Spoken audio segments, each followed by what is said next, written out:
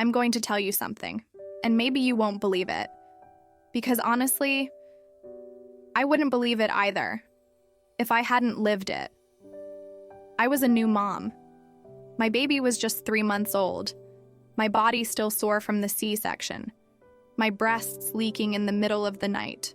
My identity fading into diapers and silence. And that's when she showed up. My best friend. Sweet, supportive, smiling. She came to help, made coffee, washed dishes, held the baby. While I collapsed on the couch in exhaustion, she smiled at him, at the father of my child. And when I woke up, their eyes no longer met mine the same way. You know when silence changes temperature? I felt that. First came doubt, then a shiver, and finally, confirmation. But it wasn't him who told me. It wasn't her either.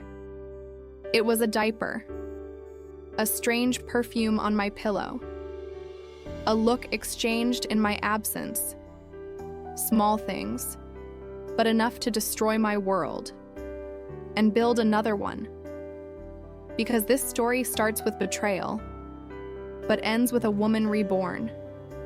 I met Carol in high school. She needed a pad. I had one in my backpack. That's how our friendship started. She was loud, funny, magnetic. I was quiet, observant, cautious. We balanced each other. Years of secrets, heartbreaks, chocolate at midnight, and silly dreams of tattoos and shared apartments. Life, though, had other plans. I got pregnant, and she disappeared for a while. When I met Daniel, I didn't know he'd be the father of my child. But something about him made me trust. He was kind, attentive, funny, at first. We had little, but it was ours.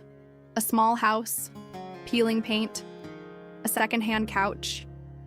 But love filled the cracks. When I told him I was pregnant, I was terrified. But he held my hand and said, "We'll figure it out." And I believed him. During pregnancy, he was present.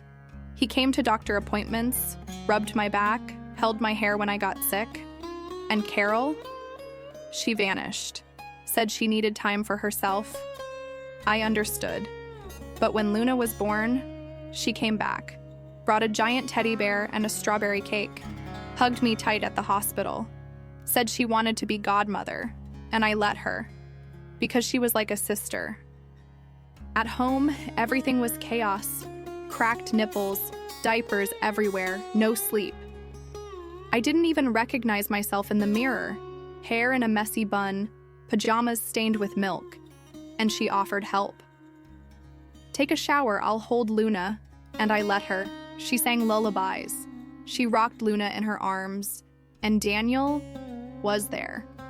But something felt off.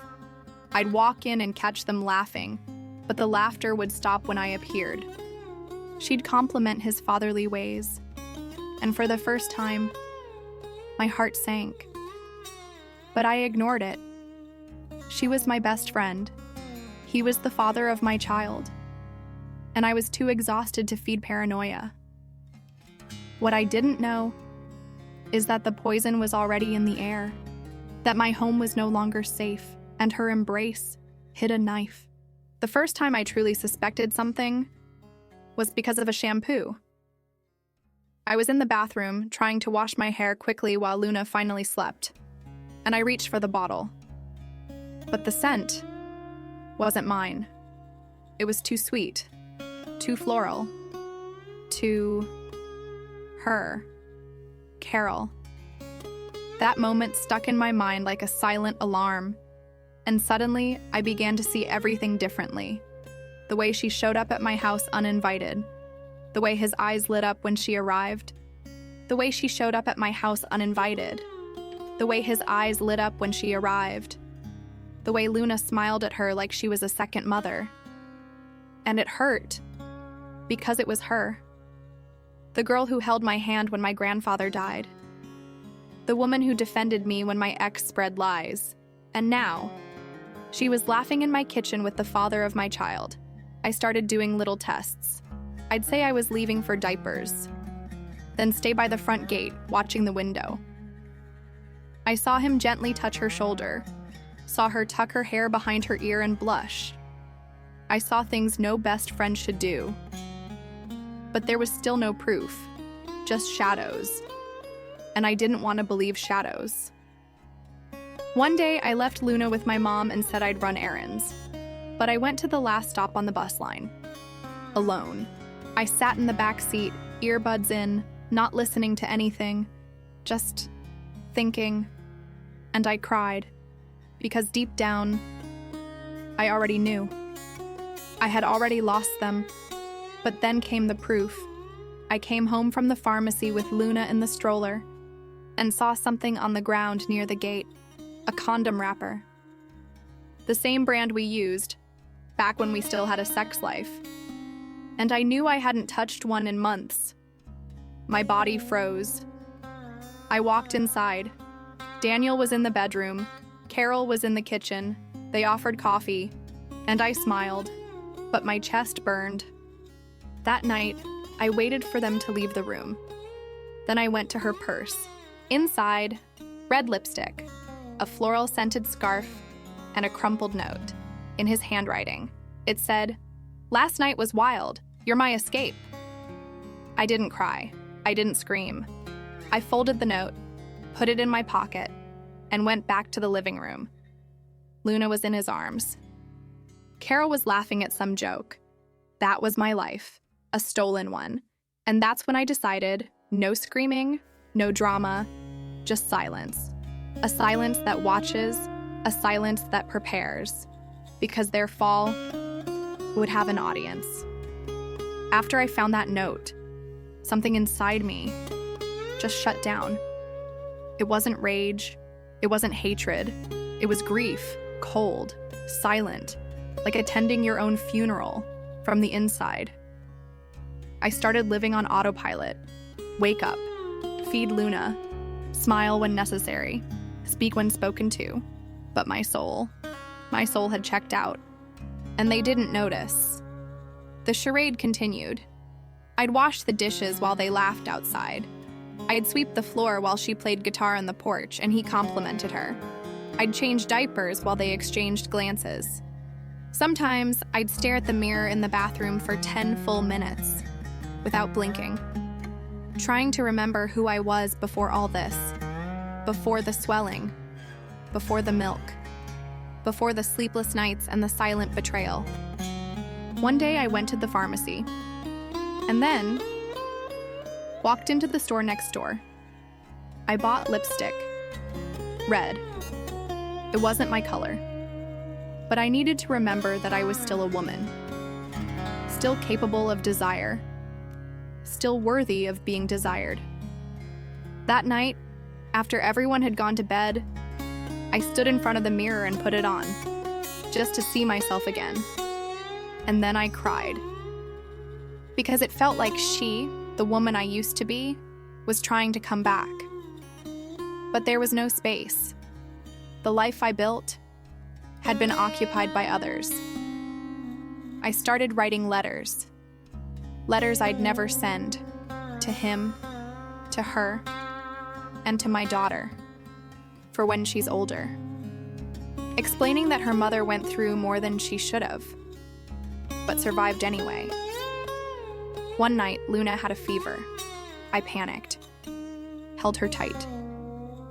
I rushed to the bedroom. He was sleeping deeply. Carol was on the couch, book on her chest, snoring softly. And in that moment, I saw it. I was alone, not emotionally, physically. The only one awake, sweating, scared, caring, was me, and that woke me up. The next day, I called my mom, asked if I could stay a few days. Daniel found it odd, but didn't stop me. Carol smiled, like I was doing her a favor. Before I left, I placed an envelope on the bed. Inside, the condom wrapper, the handwritten note, a photo of me holding Luna. On the back of the photo, I wrote, "Make yourselves comfortable. What begins with lies ends in pain. Mine ends today." I picked up my daughter and walked out the door. The silence I left behind was louder than any scream. My mom's house hadn't changed since I was a kid, but when I came back, everything felt smaller. The room where I once wrote in diaries now held diapers and baby wipes. The bed where I dreamed as a teenager now caught my tears at 3 a.m. My mom tried. She made me coffee with milk, just like when I was little. She left notes on the fridge. "You're strong. This will pass." But I didn't feel strong. I felt empty. Like someone had scooped out everything inside me and left a hollow shell. At night, when Luna slept, I stared at the ceiling, thinking of everything I'd lost. Not just the relationship, not just the trust, but the lightness, the belief in people. I started blaming myself. Was it me? Did I ask for too much? Was I not enough anymore? And then the most dangerous question: should I go back? Because the mind plays tricks when you're at your weakest. It whispers that a little bit of love, even broken, is better than none. One night, I picked up my phone, typed his number, held it there, finger hovering, and then I looked at the crib. Luna was sleeping, mouth slightly open, peaceful, innocent, and I realized she didn't deserve to live in doubt. She deserved a whole mother, not one patched together with guilt. I locked the phone and placed it in the drawer, and in that moment, I began to rise. Not like magic, not all at once. Some days I cried so hard I couldn't breathe, but other days, I smiled. Just a little. A half smile. Barely there. But it was a sign. I was coming back. Slowly, silently. But I was coming back. The first thing I did was look in the mirror. Truly look. Not as Luna's mother. Not as his ex. Not as the woman who had been betrayed. But as me. A woman. With a C-section scar. With tired eyes and stretch marks. With a heart that had been shattered, but still beat. And I made myself a promise. I won't just survive for anyone else. I will live. For me and for her. I started small. A long shower, a hot coffee on the porch, a fresh notebook to write down my thoughts. I took walks in the late afternoon with Luna in her stroller. Felt the wind on my face like a quiet hug. Then, I started learning. Free online courses, videos about healing, about purpose, about building something new. And one day, I found a YouTube video, a woman telling her story, about pain, about betrayal, but also about rising again. I cried watching it, but when it ended, I smiled, because I realized my story didn't have to end in sadness. It could become a message, and I began writing mine, with anger, with truth, with tears. I posted it in a support group. The next day, over 100 comments. Thank you for saying what I couldn't. You saved me today. And I felt alive, with purpose. I didn't need to erase what happened. I needed to transform it. The pain became a bridge. The scar became a symbol. In time, I rented a tiny place of my own. Small, but it smelled like freedom. I painted the walls white, bought flowers for the bathroom, and stuck a phrase on my mirror, "You are enough." Luna grew, and so did I. Daniel disappeared. Carol vanished. But I stayed. For me, for her. And now, I'm here, telling this story to you, to remind you, you're not alone, you're not broken, and even if you feel weak, you're already strong. Strong enough to rebuild. Strong enough to write a new story. And one day, You'll look in the mirror and say, I'm back. And this time, I won't leave myself behind. Today, Luna is 3 years old. Sometimes she looks at me with those big eyes and asks, Mommy, are you happy? And I smile. Because yes, I am. Not because everything worked out, but because I worked out. I rebuilt myself with trembling hands, with tear-stained nights, with silence that screamed louder than words. And now, when I look in the mirror, I see a woman, whole, not perfect, not untouched by pain, but loyal to herself. And you who are still listening, maybe you're still in the storm. Maybe you think there's no way out. But listen to me. The moment you searched for a story like this, that was your first step out. Because those who look for healing are already rising. So please, don't go back to what broke you. Don't shrink yourself to fit into someone else's life. And if one day you forget how much you're worth, come back here. Listen to this again. This story is not just mine, it's yours too. And together, we rise. If this story touched your heart, leave a comment. It can be a sentence, a thank you, or just a I'm trying. And if you know a woman who needs to hear this, send it to her. Because sometimes what saves us is a story told at the right moment. And if you're ready to keep rising, our next story is waiting for you. Because yes, my love, there is life after pain, and it can be beautiful. And if you're still here, if you listened all the way to the end, I want to invite you to do something powerful. Share your story in the comments. You don't have to write everything, just enough to remind yourself that your voice matters, that your pain has meaning. And who knows, maybe your story will be in the next video. Because here, we don't just tell stories, we heal through them, together.